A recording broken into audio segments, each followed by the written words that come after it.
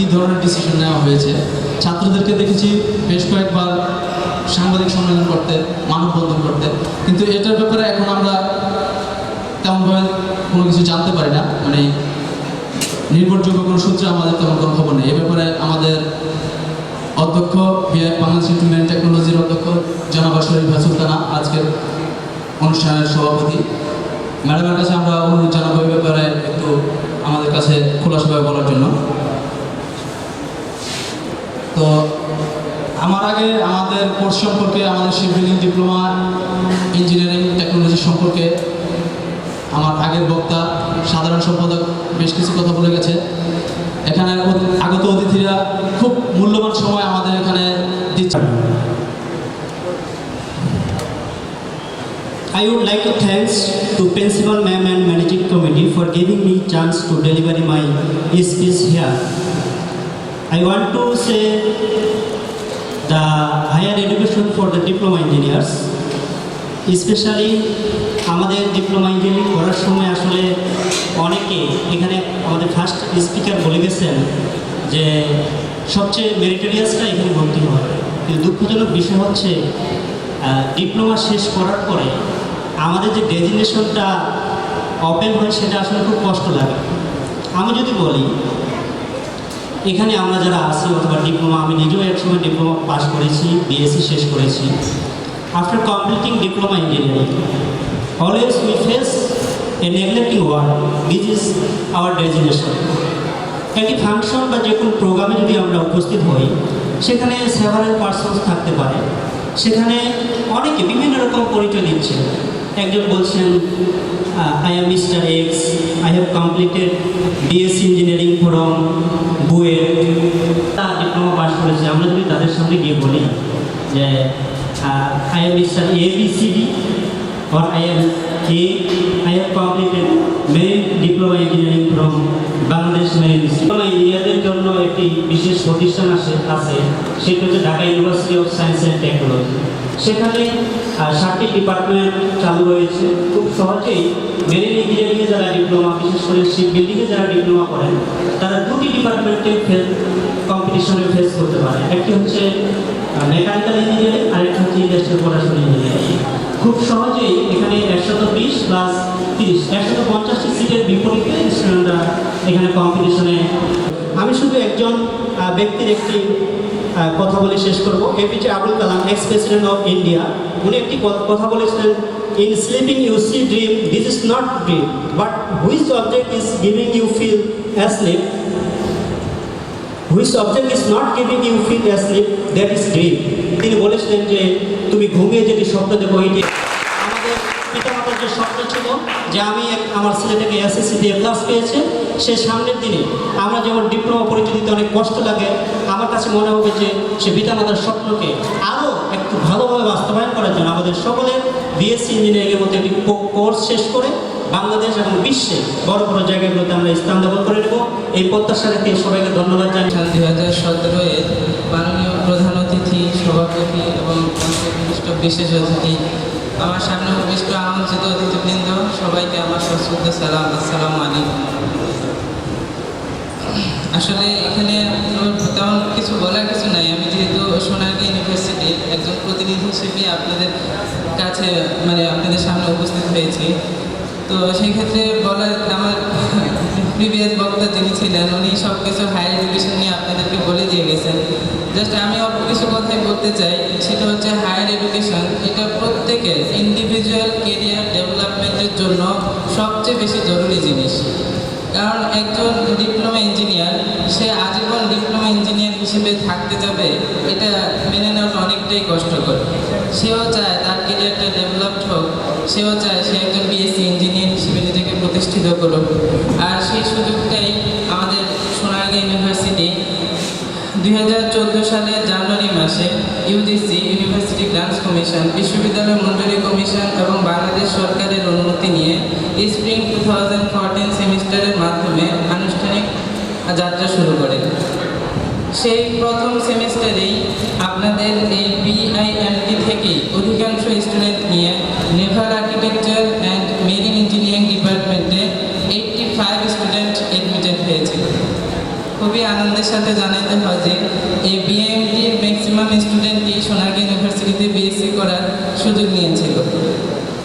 যেহেতু আপনাদের ship building diploma এই অ্যাসোসিয়েশনেরই আজকে মেইনলি প্রোগ্রামটা হচ্ছে, তো এই ship building diploma related BSc course একটাই, সেটা হচ্ছে নেভাল আর্কিটেকচার। সুযোগটুকু নেবেন যেখানে ফুল ফ্রি অ্যাডমিশন ফ্রি, পুরো 100% অ্যাডমিশন ফ্রিতে আজকে অ্যাডমিশন নেওয়া হবে এবং টিউশন ফি 40% ওয়েভার দেওয়া হবে। অবশেষে আপনাদের দিন দিন উন্নতি কামনা করে আমি আমার সংক্ষিপ্ত বক্তব্য এখানে শেষ করছি। আল্লাহ হাফেজ, সবাই ভালো থাকবেন। চালাচ্ছি মেড ইন বাংলাদেশ খ্যাত জাহাজ আমাদের ডেনমার্কের সমুদ্রে চলাচল করছে। আমরা এত গর্বের সাথে এই শব্দগুলো উচ্চারণ করি, কিন্তু আমাদের বুক ভরা নিঃশ্বাস রয়েছে যে আমরা এই ইনস্টিটিউট থেকে সারা বাংলাদেশের শিপ বিল্ডিং সেক্টরে অবদান রেখে যাচ্ছি, শুধু বাংলাদেশ না সারা পৃথিবীতে, কিন্তু আমাদের উপযুক্ত মর্যাদা আমরা এদেশে পাচ্ছি না। আমরা চাচ্ছি মাননীয় প্রধান অতিথি যিনি উপস্থিত রয়েছেন, অত্যন্ত সজ্জন ব্যক্তিত্ব, স্যার আপনি সংশ্লিষ্ট কর্তৃপক্ষের সাথে আমাদের ভাগ্যের বিষয়ে একটু আলাপ করবেন, আমাদের কি পরিবর্তন হবে কি। আমরা জানতে চাই আমাদের কতদিন আর এভাবে প্রাইভেট সেক্টরে চাকরির জন্য ঘুরতে হবে। আমরা এই ডিপ্লোমা এখান থেকে শেষ করে বাংলাদেশের কোথাও কোনো বিশ্ববিদ্যালয়ে প্রাইভেট ছাড়া ভর্তি হওয়ার সুযোগ পাই না। কি অন্যায় করেছি আমরা তো যারা ইন্টারমিডিয়েট 2 ইয়ার্স করে এসএসসির পরে এসে তারা বিভিন্ন বিশ্ববিদ্যালয়ে ভর্তি হয়, আমাদের গা ছাতা দিয়ে কথা বলে, কিন্তু আমরা কোথাও সুযোগ পাচ্ছি না, শুধুমাত্র ডুয়েট। যদিও ডুয়েটে আমাদের সুযোগ আছে, কিন্তু সেখানেও সিটের কিছু সমস্যা রয়েছে, আমরা সেখানে চান্স পাচ্ছি না। আমরা চাচ্ছি স্বকীয়ভাবে আলাদাভাবে আমাদের জন্য মেরিন বিশ্ববিদ্যালয় করে দেওয়া হোক, যেন আমরা Bangladesh institute of marine technology সহ সারা বাংলাদেশের নবনির্মিত আরও 5টি ইনস্টিটিউট অফ মেরিন টেকনোলজির ছেলেদের অন্তত যেন উচ্চশিক্ষার সুযোগটি নিশ্চিত হয়, সে ব্যাপারে আপনারা ব্যবস্থা গ্রহণ করুন।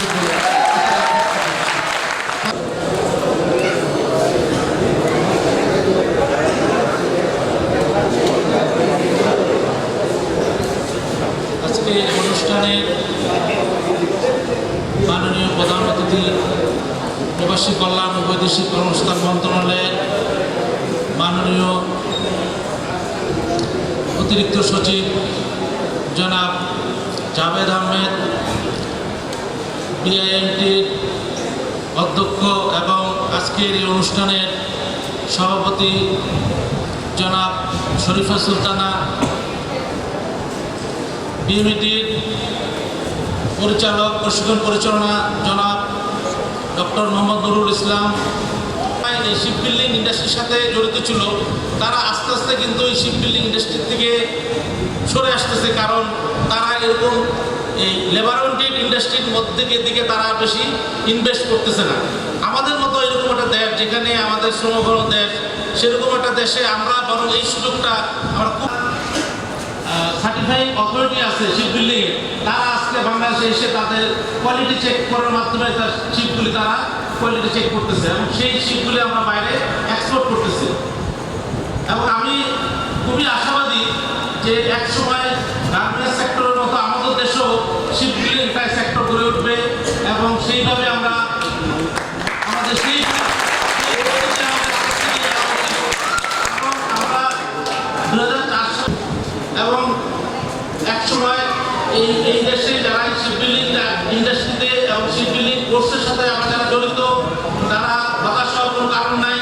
আমার দৃঢ় বিশ্বাস যে গার্মেন্টসের মতো এই দেশে শিপ বিল্ডিং ইন্ডাস্ট্রি গড়ে উঠবে এবং আমাদের এই শিপ রিলেটেড যারা আমরা কোর্সের মধ্যে আছি তারা কর্মসংস্থানের ক্ষেত্রে কোনো সমস্যা হওয়ার কোনো কারণ নাই। আর এখানে যারা অনেকে আমাদের এই উচ্চশিক্ষা এবং বিভিন্ন বিষয়ে আমরা এখানে কথা বলেছি, আমরা যে সমস্ত বিষয় তোমরা এখানে ডাইরেক্টর ট্রেনিং অপারেশন উপস্থিত ডেপুটি ডাইরেক্টর দেওয়ান মোহাম্মদ নজমুল হক, ডেপুটি ডাইরেক্টর ট্রেনিং উপস্থিত অন্যান্য বিশেষ অতিথিবৃন্দ, উপস্থিত আজকের এই অনুষ্ঠানের সভাপতি, বিআইএমটি এর বর্তমান অধ্যক্ষ জনাব বেগম শরীফা সুলতানা, উপস্থিত অন্যান্য সকল অতিথিবৃন্দ, উপস্থিত বর্তমান ও প্রাক্তন ছাত্রবৃন্দ, সুধীবৃন্দ, আসসালামু আলাইকুম। শিপবিল্ডিং টেকনোলজি ডিপার্টমেন্টের আজকের এই অনুষ্ঠানে, এই একযুগ পূর্তি অনুষ্ঠানে বলতে গেলে আসলে অনেক কিছুই বলতে হয়, কিন্তু ইতিমধ্যে অনেকেই বলেছেন আমাদের প্রধান অতিথি এবং বিশেষ অতিথি বলবেন, এই কারণে আমি বেশি কিছু বলতে পারবো না সময় স্বল্পতার জন্য। কিছু স্মৃতিচারণ করব। ইতিমধ্যে বিশেষ অতিথি কয়েকজন বলেছেন যে আমাদের এই শিপবিল্ডিং টেকনোলজি যখন শুরু হয়েছিল 2004-এ, এটি শুরু করার সময় অনেক প্রতিকূল অবস্থা ছিল।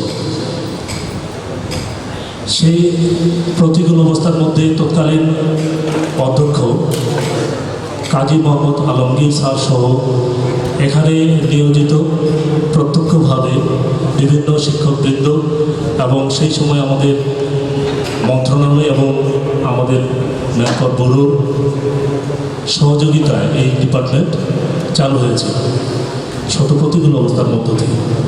তো একটি নতুন ডিপার্টমেন্ট শুরু করার সময় স্বাভাবিকভাবে বহু প্রতিকূল অবস্থা অতিক্রম করতে হয়েছিল।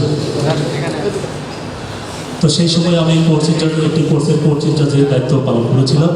আমার মনে আছে যে ইতিমধ্যে ছাত্রদের মধ্যে কয়েকজন বলেছে যে কিছু সুবিধা বঞ্চিত বা কিছু প্রতিবন্ধকতা অতিক্রম করেছে। হ্যাঁ, এটি সত্য যে হস্টেল বা আমাদের ইনস্টিটিউট বিভিন্ন ক্ষেত্রে প্রতিবন্ধকতার সম্মুখীন হতে হয়েছে। প্রথম কয়েক বছর অতিক্রমের পরে এসেছে, সবাইকে আমার শুভেচ্ছা এবং সালাম জানিয়ে আমার বক্তব্য শুরু করছি। আমি প্রথমে মনে করেছিলাম যে এই অনুষ্ঠানটা আপনারা যেভাবে আয়োজন করেছেন এটা অনেকটা হাসি বা আনন্দের বা উপভোগ্য একটা অনুষ্ঠান হবে, কিন্তু দেখি আপনারা অনেক সিরিয়াস হয়ে গেছে, অনেক ভালো দেওয়া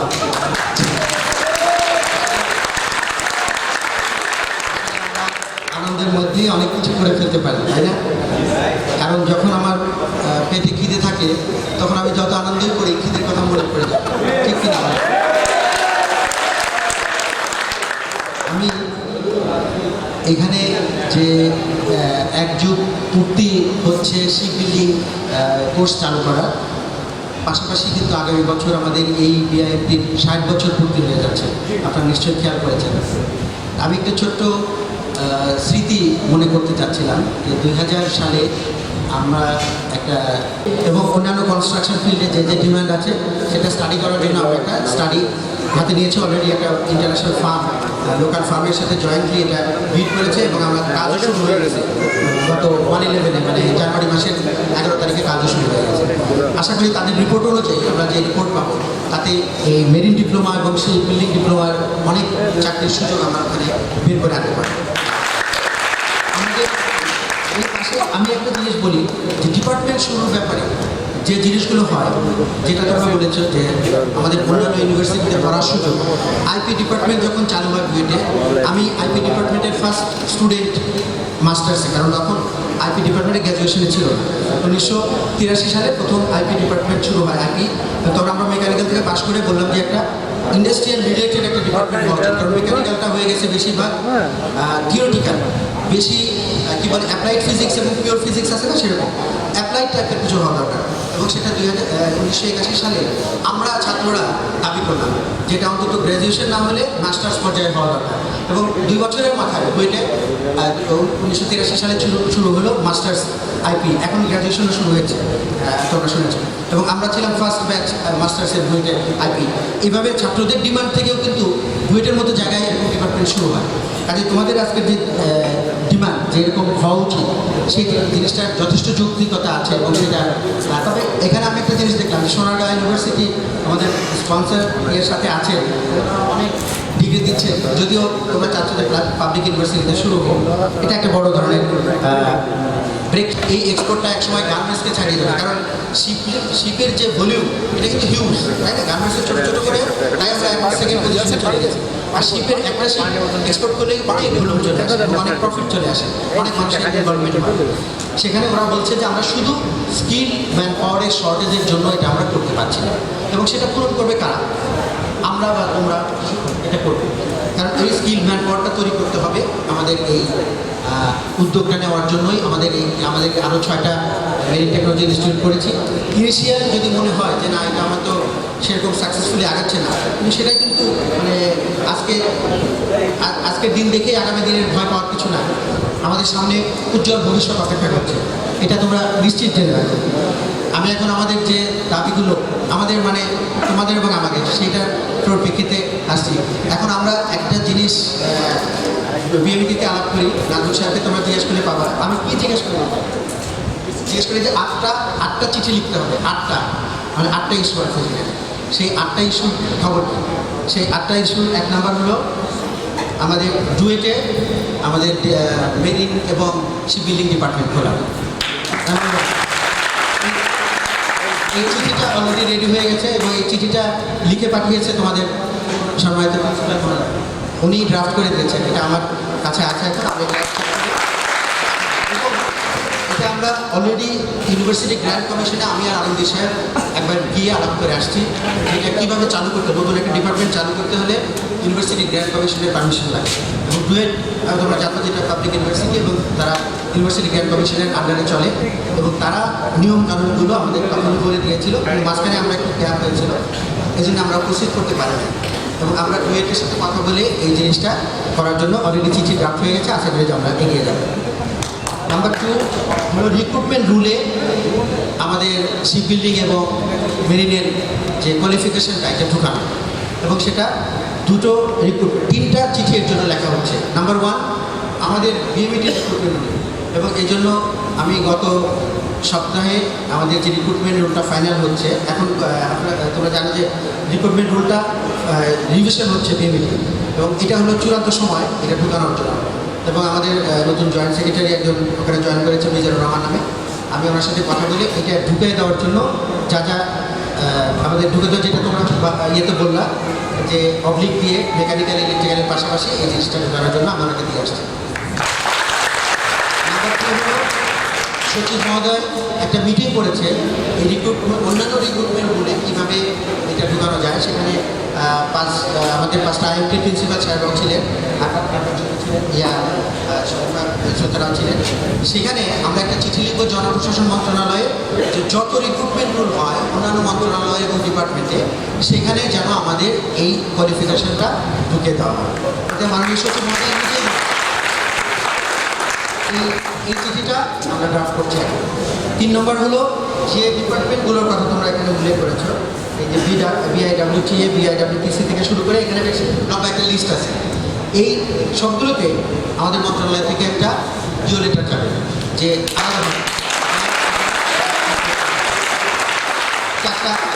চারটা চিঠি হলো।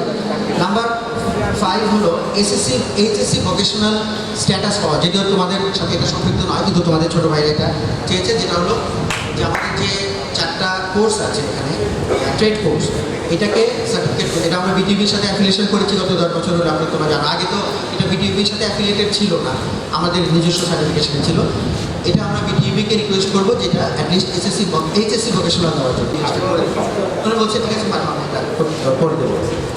এরপরে একটা গুরুত্বপূর্ণ ছিল 7 নাম্বার, সেটা হলো ক্লাস 5 নেওয়ার ব্যাপারে আমরা এর আগে ডিজি শিপিংয়ের সাথে কথা বলেছিলাম, এবং তৎকালীন আমাদের ডিজি মহোদয় ওই ডিজি শিপিং মহোদয়ের সাথে কথা বলে এটা প্রায় চূড়ান্ত করেছিলেন। কিন্তু মাঝখানে একজন বাধা দিয়েছে, তোমরা হয়তো ইতিহাস জানো যে ডিজি শিপিংয়ের ওরা বাধা দিয়েছে যে বাইরের ছেলেরা যদি এমটির ছেলেরা যদি এটা করে তাহলে তাদের মনে হয় একটা সমস্যা হবে। এই জন্য তারা একটা চিঠি দিয়েছিল যে এর জন্য একটা আলাদা পরীক্ষা দিতে হবে, এবং তাতেও আমরা রাজি ছিলাম। আমাদের ছেলেরা বলছিল আমরা আবার পরীক্ষা দেবো। বিআইপি সার্টিফিকেটের পরে ওই পরীক্ষা দিতেও রাজি আছে।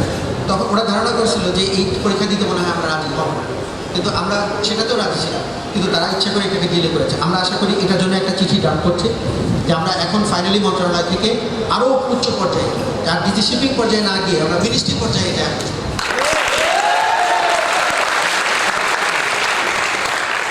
আরেকটা জিনিস আমরা করেছি যে ওভারসিজ এমপ্লয়মেন্ট, বিদেশে যে চাকরি, কারণ তোমরা জানো যে বিদেশে আমাদের যে ভাবমূর্তি, আমাদের ছেলেরা অনেক ভালো রেপুটেশন নিয়ে কাজ করছে, কিন্তু বিদেশে আমাদের ভাবমূর্তি কিন্তু এখনও মনে করে যে আমাদের দেশে আনস্কিল ওয়ার্কারের কেস। কারণ আমি নিজে 5 বছর এমবেসিতে থেকে দেখে আসছি সৌদি আরবে, যেখানে বলে যে এখান থেকে ছোটো ক্লিনার আর লেবার এসব পাওয়া যায়, কিন্তু এই প্রফেশনালরা যে পাওয়া যায় এই ধারণা আমাদের অতটা নাই। অথচ বড় বড় ইউনিভার্সিটিতে প্রফেসর লেভেলে পর্যন্ত বাংলাদেশে কাজ করছে, বিরাট সায়েন্টিস্ট হিসেবে কাজ করছে। আমি শুধু সৌদি আরবেই দেখেছি যে কিং আবদুল আজিজ ইউনিভার্সিটিতে 11 জন বাংলাদেশি প্রফেসর কাজ করছে, 11 জন। তাদের এই পরিচিতিটা আমাদের বাড়াতে হবে। এজন্য আমাদের একটা ব্যাপক উদ্যোগ আমরা নিতে চাচ্ছি যে বাইরে এই পরিচিতি, একবার যদি পরিচিতি করতে পারি, কারণ আমাদের দেশে এই কাজটা করে সাধারণত রিক্রুটিং এজেন্সি, এরা আবার প্রফেশনাল লোক নিতে চায়, তাদের কাছে পয়সা পাওয়া যায় না। এই ধরনের তোমরা জানো যে তোমরা সিঙ্গাপুরে যারা যাও 2-3টা এজেন্সির মাধ্যমে বেশিরভাগ যাওয়া হয়, যে আমাদের কোম্পানি আপনার ব্যাংকে আছে। কিন্তু এই উদ্যোগটা যদি বাইরে থেকে নেওয়া হতো, 1400 রিক্রুটিং এজেন্সি আছে, তাহলে তারা এটা কিন্তু দারুণভাবে এক্সপ্লোর করতে পারত, অল্প হয়তো প্রফিট করবে কিন্তু দারুণভাবে করতে পারবে। এটা আমরা একটা চাপ দেওয়ার জন্য আমরা চেষ্টা করছি। আমি এই অডিটোরিয়ামটা এই টিটার প্রকল্প পরিচালক নাজমুল সাহেব, এখানে আমি রিকোয়েস্ট করবো যে এইটা যেন এসি করে দেওয়া হয়। এই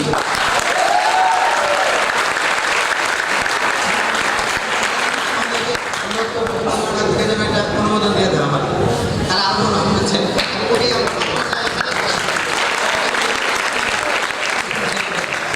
এখন সবচেয়ে ইম্পর্টেন্ট বিষয়টা হলো এখানে একাডেমি স্থাপন বা পাঠানো হয়েছে, এরপরে পিপি তৈরি হবে, প্ল্যানিং কমিশনে যাবে এবং ফাইনালি এটা অ্যাপ্রুভ হয়ে যাবে। এখন আমি একটা রিকোয়েস্ট করবো, সেটা হলো যে আমি যেটা জানতে পেরেছি যে আমাদের যে ঐতিহ্য নিয়ে আমরা বিদেশে কাজ করছি, দেশে কাজ করছি, বিভিন্ন সময় আমি করছি না, বা এটা হলে কিন্তু আমরা অনেক পিছিয়ে যাই। আমরা যত কিছুই বলি, আমাদের যত শিক্ষক সরকার আছে, এখন যে শিক্ষক সরকার আছে তার চেয়ে অনেক বেশি শিক্ষক সরকার আগে ছিল, কিন্তু আমরা লেখাপড়া চালিয়ে রেখেছি।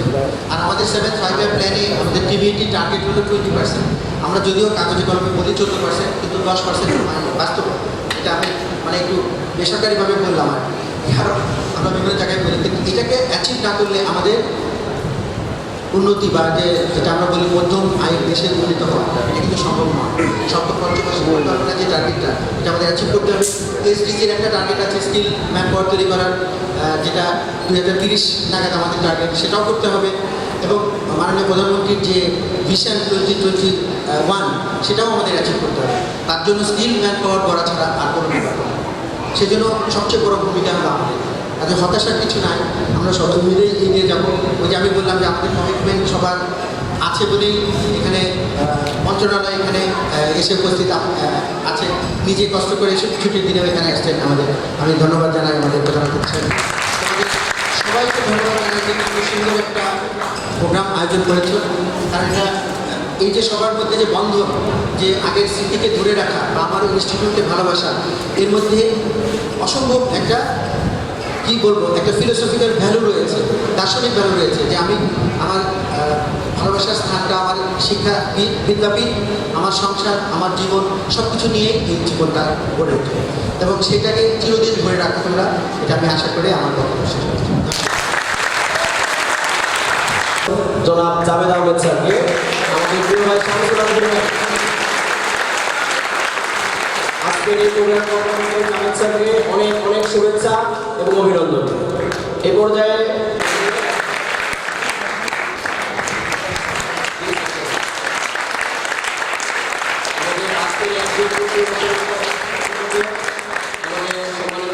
অধ্যক্ষ মহোদয় ম্যাডামকে এবং আজকের প্রোগ্রামের সম্মানিত সভাপতি মহোদয়কে অনেক অনেক শুভেচ্ছা। এ পর্যায়ে সম্মাননা গ্রহণ করবেন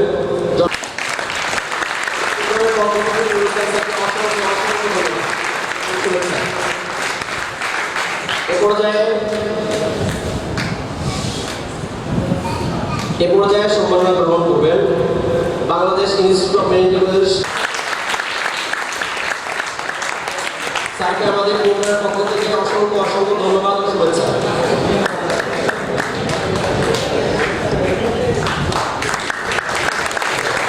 এ পর্যায়ে সম্মাননা গ্রহণ করবেন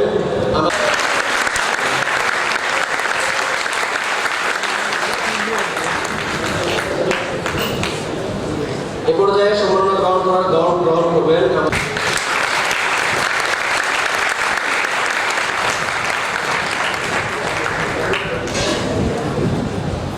অসংখ্য ধন্যবাদ। আজকে 17ই মার্চ আমাদের জাতির জনক বঙ্গবন্ধু শেখ মুজিবুর রহমানের 98তম জন্মদিন।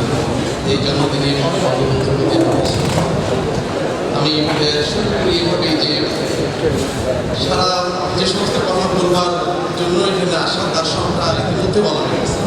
সব কথা বলে ফেলেছেন নুরুল ইসলাম, সব কথা শেষ হয়ে গেছে। আমার আসলে কথাই এখন বলবার মতো নিয়ে বসছে। আসলে সত্যি কথা যে কথাগুলো বলতে এসেছি সে কথাগুলো আবার বলা, আর এমনিও বলার অভ্যাসটাই কম, আমার শোনার অভ্যাসটাই বেশি। শুনেছি খুব মনোযোগ সহকারে, আর যতটুকু বলার ছিল ততটুকু বলে গেছে। যাই হোক, তারপরও একটা কথা যে এই টেকনোলজি আইএমটি বা বিআইএমটি এগুলো নিয়ে অনেক কাজ হচ্ছে, যেটা বললেন ডক্টর নুরুল ইসলাম। এটা মাননীয় প্রধানমন্ত্রীর নলেজে, মাননীয় প্রধানমন্ত্রীর একটা প্রতিশ্রুতি। এটা আপনাদের নলেজে আছে কিনা আমি জানি না, এটা একটা প্রতিশ্রুতি। মাননীয় প্রধানমন্ত্রী যখন আমাদের অফিসে এসেছেন, প্রত্যেকটা মিনিস্ট্রি উনি ভিজিট করেছেন, প্রত্যেকটা মিনিস্ট্রিতে উনি সশরীরে গিয়েছেন, যাওয়ার পরে বেশ কিছু নির্দেশনা দিয়ে এসেছেন। তো আমাদের মিনিস্ট্রি যখন ভিজিট করেন মাননীয় প্রধানমন্ত্রী, তখন নির্দেশনা দিয়েছিলেন 20টা, 20 নির্দেশনা। আর প্রতিশ্রুতি, যেটা দুটো প্রতিশ্রুতি দিয়েছিলেন উনি, তার মধ্যে একটা বাস্তবায়ন করেছি আমরা, আর একটা বাস্তবায়ন করিনি এখন পর্যন্ত। সেটাই হচ্ছে যে বিআইএমটিকে উন্নীত করবো।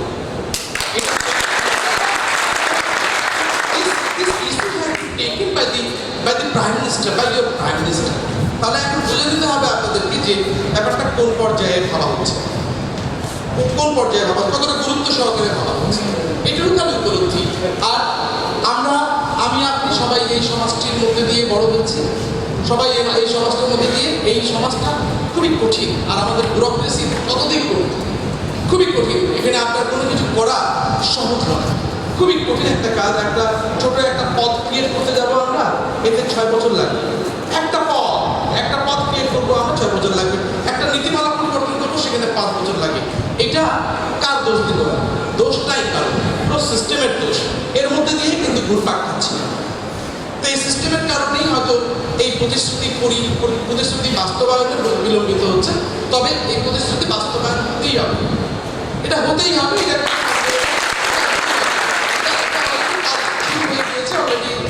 নুরুল ইসলাম সাহেব বলেছেন, একাধিক 2-1টা মিটিং আমরা বাইরে টাইম করেছি, যেখানে আইন পরিবর্তনের প্রয়োজন সেখানে আইন পরিবর্তন হবে, যেখানে ইউজিসির সাথে কথা বলার প্রয়োজন সেখানে কথা বলা হবে। এগুলো এখন ইট ইজ অন বোর্ড, এটা এখন একদম বোর্ডে আছে। আপনারা লাস্ট বক্তায় যে এখানে উনি বলছিলেন যে আমরা এখানে লেখাপড়া করি, অথচ এখান থেকে আমরা আসলে টিচার হতে পারি না, এটাও দেখেন নিয়োগ বিধির মধ্যে একটা গণ্ডগোল।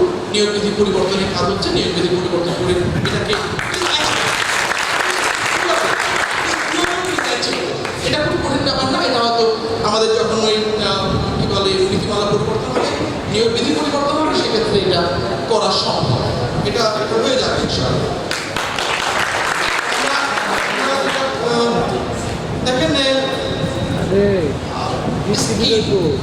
স্কিলের সবচেয়ে বড় একটা ব্যাপার হচ্ছে যে সামহাও বাংলাদেশ আপনার যে মিনিস্ট্রির অধীনে, এটা যে মিনিস্ট্রির অধীনে, সেই মিনিস্ট্রি কিন্তু অ্যাকচুয়ালি আমরা বৈদেশিক কর্মসংস্থান করি এবং মানুষের দক্ষ করে গড়ে তুলি। দুটোই তো আমাদের মোটো হচ্ছে বড় দাগে এই দুটো।